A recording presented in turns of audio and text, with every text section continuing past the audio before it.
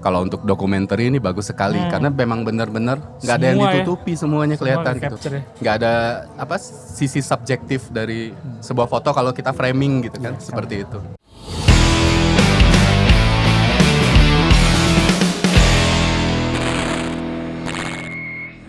Halo, balik lagi di Voice of Raw.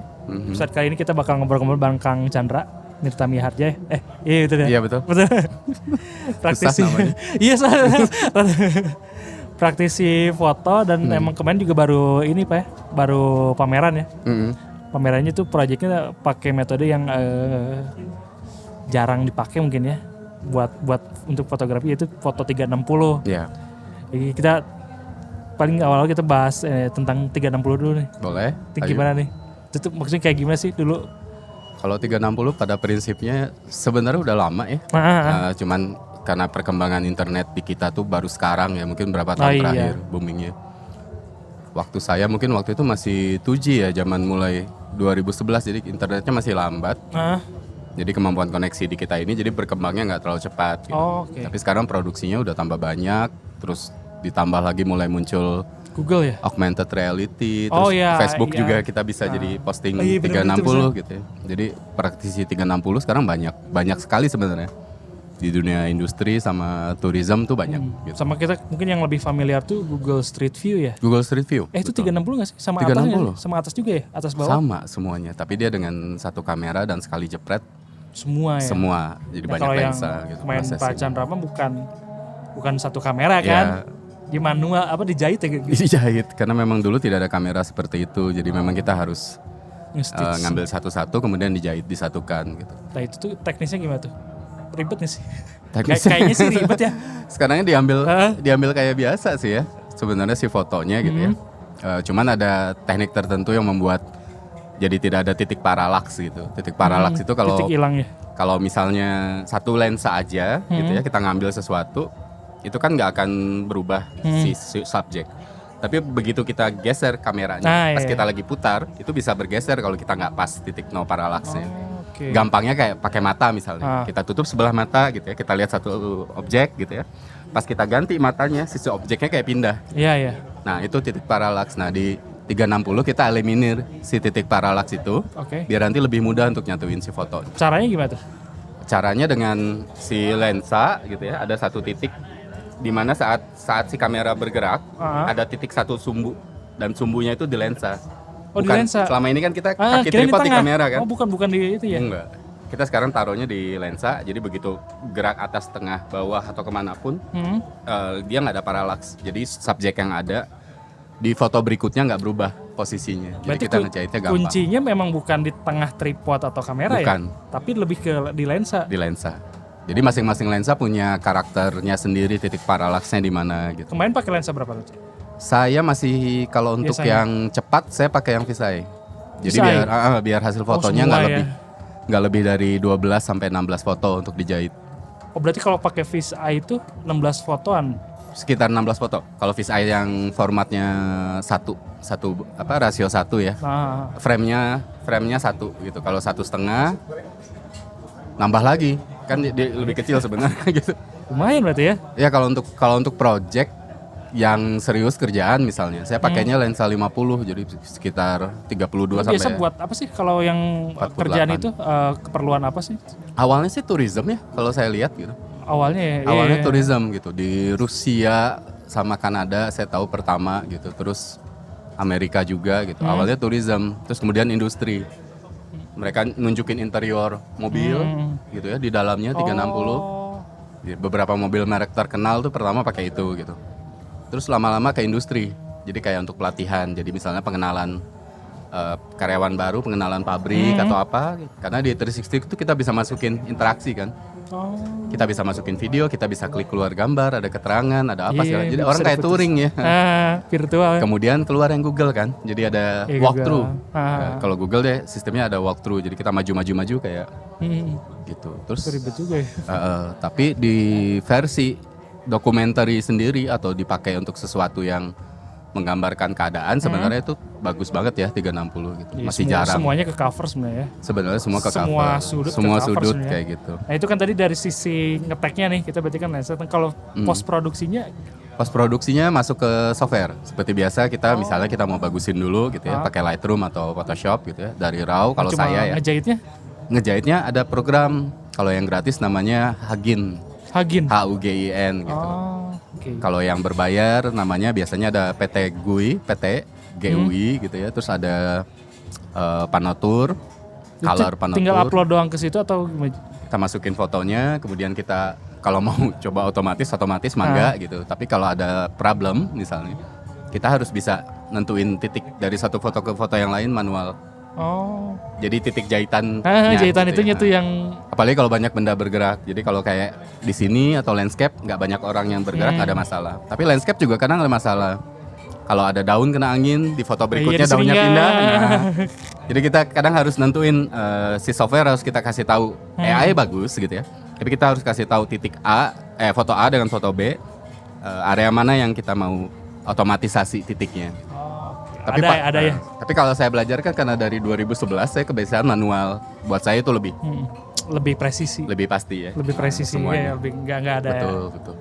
Makanya kemarin kan yang di project yang kemarin dipamerin tuh pakai 360. terus kan ada aktivitasnya juga kan ya. Iya. Nah, itu yang agak Itu kemarin saya cobain pakai apa tuh yang Google yang Google VR. Google VR itu. Tuh main pusing ya awalnya. Iya. Mungkin Google VR kualitas yang disediakannya kurang bagus ya. Mungkin kalau pakai yang 45 jutaan mungkin. Saya jadi kayak lebih enak gitu. Saya kan ada vertigo jadi Oh iya. Memang. Kayaknya ngaruh kali ya. Ngaruh. Cuma kalau emang sekarang kan kepake banget justru gara-gara Google Street View itu ya Kang ya. Iya. Jadi kayak orang tuh makin familiar banget ya. Betul. Lebih mudah karena kita sekali pencet. Tuh semua terus kayak kamera yang langsung otomatis juga udah ada langsung. Betul. Kan kalau yang kemarin kan dulu manual ya. Dulu nggak ada. Ya walaupun sebenarnya sekarang juga Tapi sekarang manual tetap, juga ya. tetap punya keunggulan sih kan kata saya. Kalau ngambil malam atau apa, kamera-kamera yang di bawah 20 juta yang langsung itu masih kurang oke gitu. Sementara dengan manual kita bisa pakai body yang di bawah 5 juta, lensa di bawah 5 juta juga udah bisa. Enak kalau lebih luasa ya. Low light juga oke gitu ya. Terus kita untuk ngambil perbagian gitu misalnya, kita niat ngambil cuman bagian A, B, C yang kita ramein, kita bisa nunggu cuman bagian itu doang kita ambil dulu. Kita satuin kemudian kita stitching. Kalau yang pakai yang jepret gitu kan sekali jepret pasti semua keambil. Jadi secara foto lebih berarti lebih numpuk. Itu pas motret ngejagain banget tripod ya. Wah, kalau kesenggol selesai ngulang. Kayak barusan saya ngulang. Beda 1 senti aja udah langsung paralaks. Tapi awal mula tertariknya gimana sih? Awalnya saya ngelihat ada namanya Martin Broomfield gitu. Itu suami duta besar Kanada tahun 2009 tahun 2010 gitu ya. Dia pertama motret itu di Indonesia seingat saya gitu. Namanya Martin ya? Di Indonesia yang dia 4 tahun di sini dan dia ambilnya kebanyakan Jakarta tapi semua area di Indonesia. Pertama saya lihat karena dia gayanya nunjukin dokumenter bukan tourism gitu. Jadi gaya ke tempat perkampungan yang Jakarta ya, tahu sendiri ya seperti apa. Terus ke tempat barang loak yang kayak gitu. Terus ada raja, ada pemilik barang loaknya di situ lagi duduk. Terus dilihat semuanya berkeliling. Jadi saya lihat ini bagus banget nih. Kalau untuk dokumenter ini bagus sekali karena memang benar-benar nggak ada yang ditutupi, semuanya kelihatan gitu. Nggak ada sisi subjektif dari sebuah foto kalau kita framing gitu kan, seperti itu. Karena kan semua kelihatan semua. Tapi sisi nggak enaknya adalah nggak semua orang seneng pengen lihat semuanya gitu kan. Karena kan yang bagusnya ini doang gitu. Tapi sisi baiknya orang bisa milih mau lihatnya ke arah mana. Jadi sebenarnya karena kita ngelihatnya pasti ada framing gitu ya, entah di kacamata, entah di komputer atau di handphone. Jadi kita bisa milih mau lihat ke arah yang mana. Kita bisa zoom in, zoom out. Itu juga menarik buat saya dan bisa diproyeksikan dalam bentuk-bentuk lain. Itu interaktif ya. Awalnya interaktif ya. Awalnya tertarik karena emang lebih interaktif dibanding foto-foto lain yang emang kita ya udah disuguhinnya cuma itu udah gitu. Gitu aja gitu nih. Oke, berarti lumayan menarik juga ya. Komplikasinya dengan berpameran adalah fotonya harus estetis kan? Harus estetis kan? Untuk sudut yang 360 derajat kali 180 derajat untuk terlihat terlihat estetis itu sulit sekali sebenarnya. Karena sebenarnya kan nggak semua foto tuh sebuah sudut tuh bagus buat difoto. Betul. Jadi emang benar-benar kelemahannya mungkin itu ya salah satu kelemahannya. Tapi kelebihannya justru kita lebih interaktif dan lebih audiens lebih lebih gampang buat milih ya. Lebih bebas gitu buat mau pengen lihat. Lebih believable ya, karena kita bisa lihat Ya. semuanya. Walaupun emang yang di capture sepersekian detiknya gitu, tapi semua sudut tercapture. Semua sudut tercapture. Bahkan sampai bawah-bawah juga ya. Sampai bawah sampai atas kan. Kalau di 360 awal-awal gitu ya. Kalau anak-anak sekarang kan mereka nggak nyembunyiin tripod ya. Gitu. Tapi kalau belajarnya zaman dulu harus hilang tripodnya. Oh, susah ya? Karena di forumnya ya demanding ya, hitungan matematis dan sebagainya. Berarti dulu awal belajar dari mana tuh? Otodidak. Dari Lihat dari YouTube? forum, lihat dari forum. Oh, forumnya ada? Mereka pakai apa dan sebagainya gitu. Justru pemain-pemain lamanya dulu di forum yang sekarang ditarik sama Google Street View segala macam itu orang-orang yang tadinya di forum itu gitu. Forum internasional berarti? Internasional. Setiap tahun ada pertemuan tapi saya belum punya uang buat tiketnya. Kadang hunting bareng berapa belas hari gitu di mana gitu. Oh gitu? Iya, Ada ya? Ada. Berarti itu dari tahun kapan tuh? Dari 2000 sebelum 2000 juga udah ada pakai film. Forumnya. Iya. Tapi baru beberapa orang. Jadi kemudian 2010-an itu lumayan booming kalau di ininya Karena kita. digital lagi naik banget ya dulu ya. Jam 2010 2010-an kesini tuh ada SLR. Pas internet kenceng, Facebook itu baru 2017 apa 2016 baru bisa dia 360 gitu. Tapi Google bener. Street itu sekitar 2015-an ya gitu. Iya Google Street. Awal kenal 360 juga di Google Street tuh ada gini. Gitu ya. Cuma nggak kepikirnya ya emang kameranya langsung nggak kepikir bahwa ini satu kamera bisa dijahit itu belum tahu belum tuh. ya gitu bahwa DSLR bisa di Ah. handphone juga bisa gitu. Bisa ya? Bisa. Itu belum. Ada Itu gimana tuh kalau HP tuh? Ada panoheadnya. Jadi kadang ada dijual. Pokoknya selama titik paralaks aja kuncinya. Pokoknya selama kita tahu titik paralaksnya. Itu sih intinya ya. Iya, intinya itu. Karya apa aja sih yang udah dihasilin? Kebanyakan dulu saya kerjanya buat corporate sih ya. Jadi banyak perjanjian di atas kertas yang saya nggak boleh ngeluarin itu. Karena udah dibeli semua ya. Tapi kebanyakan dulu di pengembang real estate mungkin ya. Oh. Saya bisa cerita sedikit kalau dulu zaman rame Pulau A, B, C, D. Nah, saya salah satu yang bekerja di Jakarta mengambil Utara. Jakarta Utara. Iya. Oke. Pulau D dulu yang jadi masalah dan sebagainya. Jadi itu kan sesuatu yang sensitif ya sebenarnya, nggak bisa ditunjukin. Tambang, perusahaan tambang, ada tempat pembuangan limbah, tempat mereka expand juga nggak bisa saya tunjukin. Tapi kebanyakan yang saya lakuin Bandung sebetulnya di sela-sela itu. Jadi motret Bandung, kota Bandung, perubahannya untuk personalnya gitu. Jadi ya paling banyak sampai sekarang Bandung, tapi belum konsisten. Baru sekarang mungkin mulai akan konsisten lagi. Salah satu yang kemarin dipamerin mungkin Di pameran di project buat latihan buat nanti ikut yang BPM. Itu yang kemarin tuh apa temanya tentang keterbatasan lahan bermain sebenarnya. Betul. Karena menarik sekali urban ini ya. Itu Kehidupan urban. kontekstual juga ya. Kan pakai 360 kita ke ini semua terus Benar, kontekstual. Si lahannya juga terbatas lagi. Betul. Kita bisa lihat semua ya, Terus anak-anak si instasinya juga lucu ya, pakai di kotak. kotak Saran Kang digantung Wahyu. gitu. Ya, apaan Sebagai gitu? kurator pameran kemarin benar. Itu salah satu yang fresh sih buat saya pas lihat itu. Terutama pas ada fisik, terus ada digitalnya juga. VR. Iya. Nah kalau yang digital itu bisa diakses tanpa Google nggak sih? Tanpa bisa ya? Jadi buka di handphone aja gitu ya. Kemudian ya bisa dilihat berkeliling antara kita yang gerakan handphonenya. Kalau ada giroskop di handphonenya kita tinggal gerakin. Tapi kalau nggak ada giroskop kita bisa swipe kiri kanan atas bawah. Itu Gitu. berarti si foto kita disimpan datanya di Website kayak biasa. Jadi dimasukin di folder, kemudian Google ya berarti? diakses. Masuknya atau beda? Enggak, pakai browser biasa juga bisa. Otomatis bisa dibuka. Kalau dulu nggak bisa, dulu harus Adobe Flash. Kalau zaman dulu ada udah Adobe nggak ada Flash, sekarang udah ya. nggak ada. Berat sekali kalau dulu. Iya. Jadi zaman memang teknologi memang, walaupun saya belajar dari dulu, teknologi sekarang memudahkan sih Kang. Oke, untuk mulai ini. Dulu tuh alasan ini 360 berarti gitu ya, Menarik buat saya dokumenter ya. Itu tadi yang Kang Arif bilang kan, kontekstual. Kontekstual. Memang dan kita bisa lihat. Terus ngebebasin si audiens. Terus kalau nilai ekonomis nih, kita pengen tahu nih. Ekonomis ya.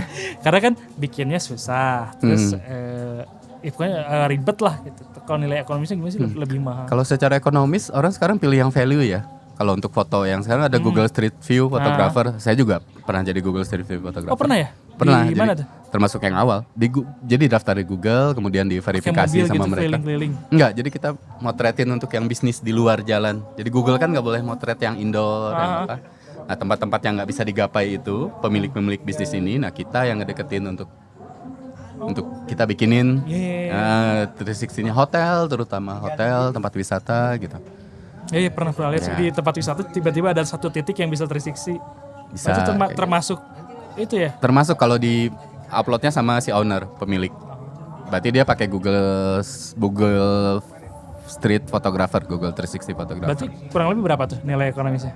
Nilai ekonomisnya kalau orang pilih yang praktis ya, aku nggak tahu sekarang nilainya, tapi satu titiknya Kalau mungkin. yang pernah Kak Chandra. Oh yang adalah- saya pernah.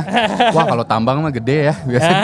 Kalau tambang atau perusahaan pengembang itu satu titik 2016, 2017 2,5 juta minimal 5 titik gitu ya. Kemudian biasanya dengan turnya mungkin belasan 20 di atas.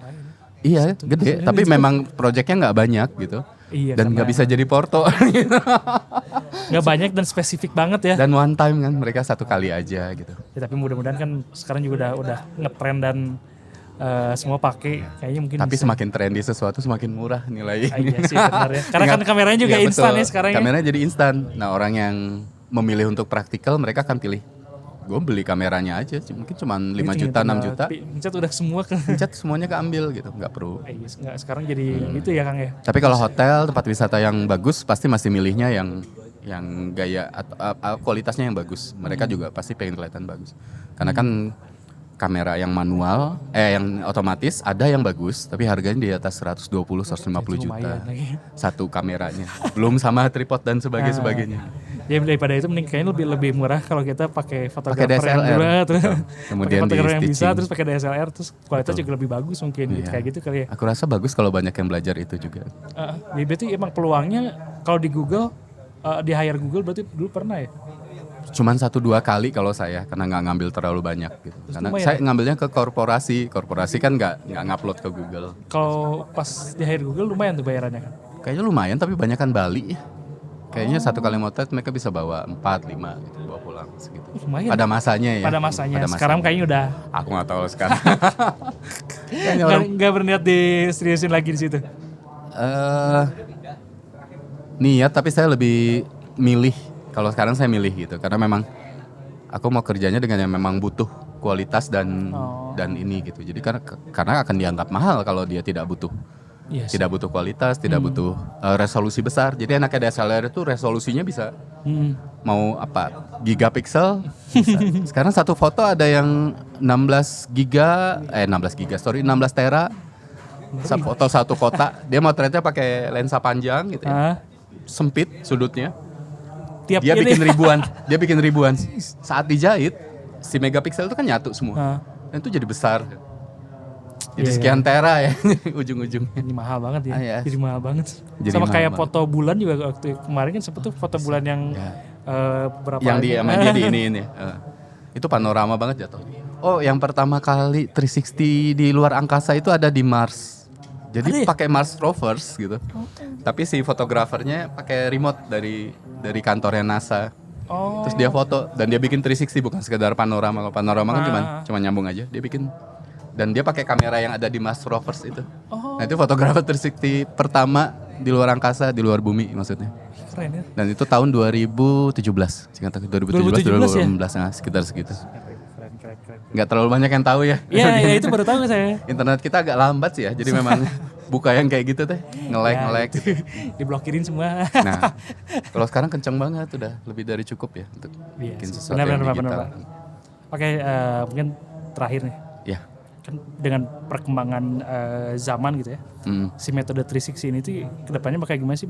Apakah bakal jadi semacam apa ya? Game changer gitu ya buat kebiasaan fotografer berkarya atau tetap cuma jadi sesuatu yang Gimmickal. gitu. Sejujurnya, setelah lama menggeluti ini, Nah, gitu, itu. saya berpikir ini akan jadi sesuatu yang gimmick gitu. Sesuatu yang gimmickal, tapi yang membedakannya nanti adalah konten, kedua motif gitu. Kontennya seperti apa dan motif kita ngambilnya kayak gimana. Makanya saya sekarang ikut kayak pameran di sini tuh untuk mencoba untuk bikin ini jadi seperti foto lain, bahwa konten is king gitu kan dan motif Ya, is queen gitu. Karena akhirnya itu yang membuat foto itu jadi ada artinya atau tidak artinya gitu ya, bermakna atau sekedar gimmickal gitu. Dan ini karena nanti akan diambil untuk augmented reality, sekarang udah mulai Nah, apa? itu. Apa yang Elon Musk bilang apa? Itu, Metaverse gitu. metaverse. Saya yang main di teknologi, saya tidak merasa manusia butuh itu. Saya tetap merasa sesuatu yang Fisik. manual, fisikal itu sesuatu yang lebih relate dengan hidup kita sehari-hari gitu. Dan bahkan untuk 360 juga kita bisa ubah ke sana gitu. Kita bisa ambil gaya yang sebenarnya kita bisa, apa sih intinya sebuah foto gitu.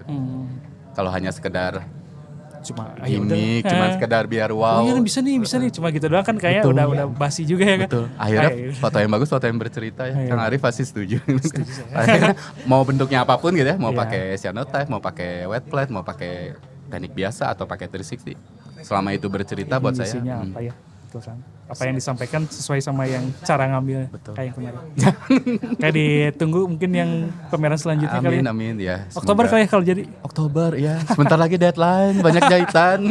Ya ini kalau yang mau lihat karya Kang Chandra nanti Oktober lah ya kurang lebih. Ya insya Allah lah ya. Ya datang aja ke Bandung. Betul. Mudah-mudahan jadi. Amin. Kalau nggak hujan. Ya udah, atur dulu Kang Ya Chandra. sama-sama Kang Arif. Sampai jumpa di episode selanjutnya. Bye. Oke.